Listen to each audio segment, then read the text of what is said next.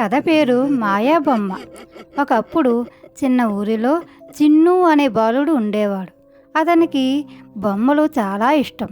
ఒకరోజు ఊరి పాత బజార్లో ఒక వృద్ధమ్మ దగ్గర ఒక విచిత్రమైన బొమ్మ కనిపించింది. ఆ బొమ్మ ఎరుపు కళ్ళతో నల్ల జుట్టుతో చాలా విచిత్రంగా కనిపించింది. వృద్ధమ్మ చెప్పింది, రాత్రి ఈ బొమ్మతో ఆడవద్దు బాబు, అది మాయా బొమ్మ.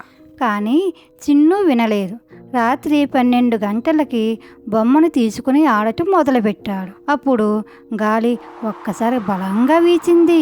బొమ్మ కళ్ళల్లో ఎర్రకాంతి మెరుస్తూ దాని నోట్లో నుండి ఓ చప్పుళ్ళు, చిన్ను నేను ఆడాలా, చిన్ను నేను ఆడాలా.